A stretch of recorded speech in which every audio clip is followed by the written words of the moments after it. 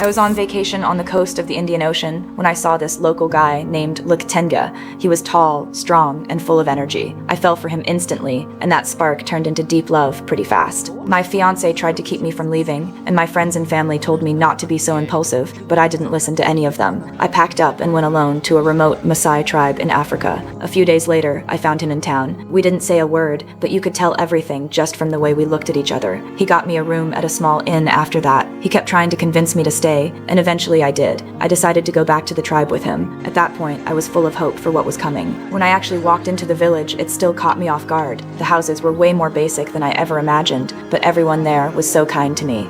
Tenga's mom welcomed me into their home with so much warmth. Life out there was rough. People and animals lived together under the same roof, and that took some getting used to. Every morning I'd wake up to the sound of goats, but deep down, I knew none of that mattered, as long as he truly loved me. Word got around pretty fast that a white woman had shown up in the village. Once the local chief heard about it, he told me that having a passport wasn't enough if I wanted to stay long term. I'd need to register at the immigration office in town. To make getting back and forth easier, I bought a used Jeep. But it didn't take long before I noticed something was off with him. He felt like it made him look bad in front of his people if a woman was the one driving, so he insisted on taking the wheel himself. The problem was, he'd never driven before. We hadn't gone far when he crashed straight into a tree on the side of the road. Everyone in the car nearly got hurt. I was upset and said something to him about it, but instead of admitting he messed up, he acted like I was the one who embarrassed him. He got out of the car and stormed off back to the village on his own. That's when it hit me that what I said had hurt his pride. I drove after him to smooth things over, and he slowly calmed down. When we finally drove the Jeep into the village, everyone crowded around, staring at this strange new thing with total curiosity. Once things settled down, he came to me and apologized on his own. That's when I made up my mind. I was going to marry him. Not long after, I went back to Switzerland by myself. My family was against it, but I sold off most of what I owned and went right back to Africa. When I got there, he was out herding his goats. The second he turned around and saw me, he ran straight over and pulled me into his arms. After that, I put on a white wedding dress, and with the tribe singing and dancing around us, I officially became Tenga's wife.